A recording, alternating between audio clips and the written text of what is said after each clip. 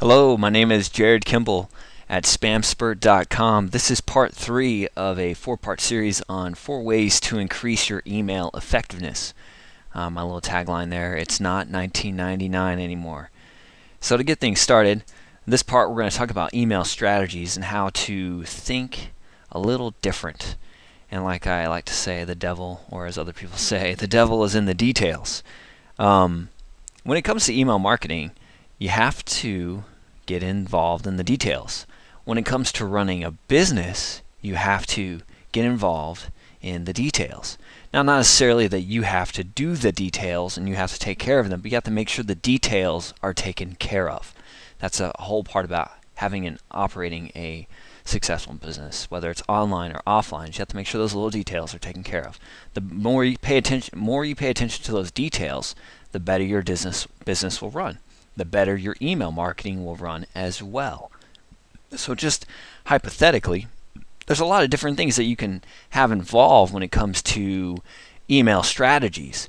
There are a lot of ways to follow up with people. There are a lot of ways to interact with people.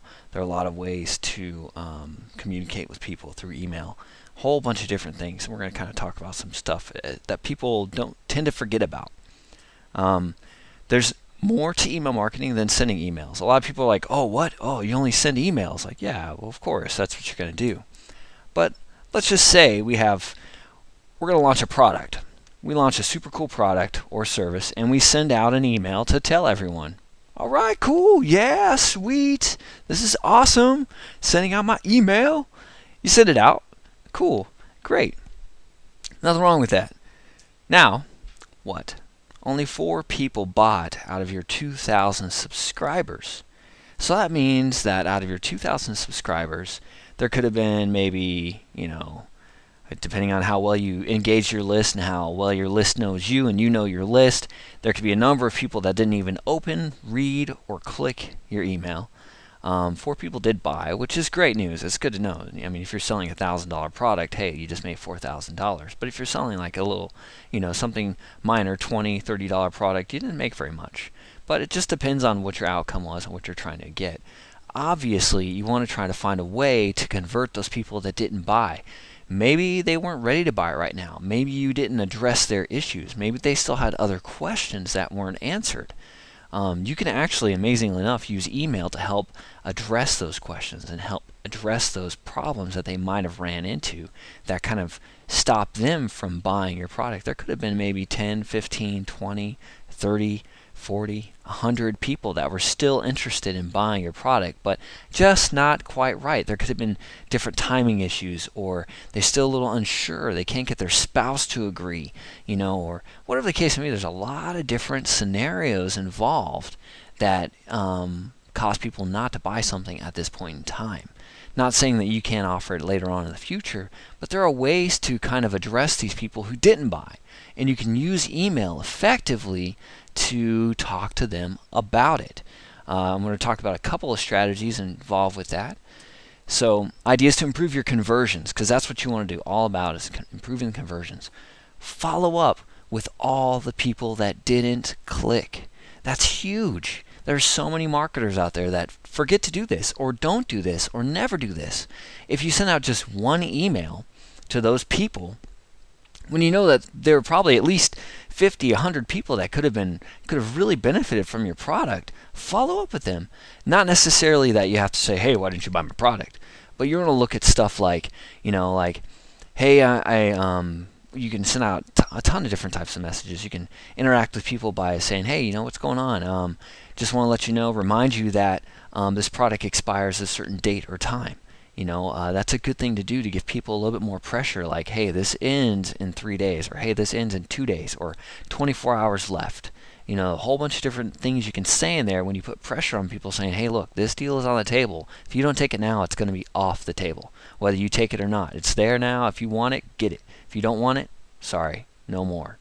Or you can even say limited quantity. You say you're doing coaching sessions, but you only have room for 5 people. Well, the first 5 people or the first 10 or 20 people to buy, get it.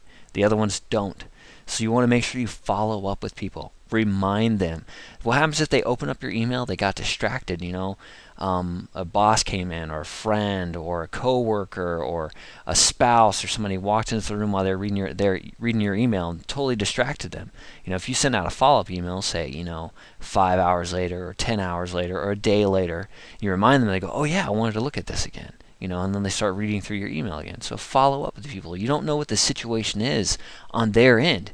There could be a whole bunch of things stopping them. So you have to try to re-engage them and make sure that they don't miss out on this special offer, something that can really help them. That's what you want to do. That's what you're here to do, is help your subscribers. They want to be helped by you.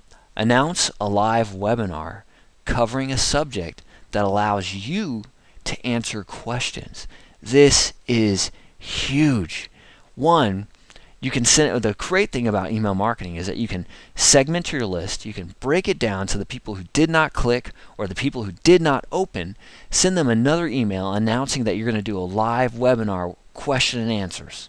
You're going to answer all their questions. You won't end the webinar until every question is answered. This gives you the opportunity to answer every single question. Even the people who don't ask questions, they might have those questions that other people are willing to ask, and you'll answer it for them. So therefore, you're creating almost like a huge live sales presentation. If you can get 100 people or 500 people out of your list to attend, man, that could do huge amounts to your amount of sales. That could drastically increase your sales. If you had 500 people and they attended a live webinar and you answered every single one of their questions, and you had the chance to talk to them and actually give them a good thorough presentation and show them that this is meeting every single one of their needs, that this is the answer, this is a solution to their problems, they're going to fall in love with you. They're going to fall in love with the product, and they're going to buy. And that means a lot of people will actually interact, take part, and use it. So this is a great idea to use that. There's a whole bunch of tools out there to engage and get going with live webinars. This is something I don't see a lot with a lot of internet marketers or a lot of email marketers, even small businesses. Even if you're running a t-shirt company, or if you're running a sporting goods company, there's people out there who have questions, and despite the fact that we all are on the internet and that everybody's interacting, we're still social people. We want to interact with people. We like interacting with people. Tell me, it's much easier, it's probably more enjoyable to sit across the table or to sit in the same room with somebody and actually carry on a conversation than it is to sit there and just IM with a person. Different situations can apply, but the whole situation is that this gives you the chance to be there in front of them live, to answer them, to help them, and to allow you to find out what your market wants. What are their questions? What are their hesitations? There could be things out there you don't know anything about, and you could discover some really cool stuff, and at the same time really help a lot of people. So I highly recommend the live webinars. I already mentioned this. Send time's running out. Follow-up message to all who didn't open or click the first time. This is crucial. People are slackers. We all slack off. We all wait to the last minute. There's so many statistics out there. So many studies have been done where people are just like, oh yeah, I'll do that tomorrow. I'll take care of that tomorrow. I'll do this, I'll do that next week. What you have to do is you have to constantly remind people that, hey, there's a deadline for this, that you have to take it now or it's completely gone forever. This is a special deal. It's a special pricing, a special promotion, and it gives people the desire to say, whoa, man, I better act on this now or else this will be gone, because this is something that will really meet my needs and really help me out right now. So I need to move now. And that's the whole idea, is you want to get people to take action. You want people to purchase your product now.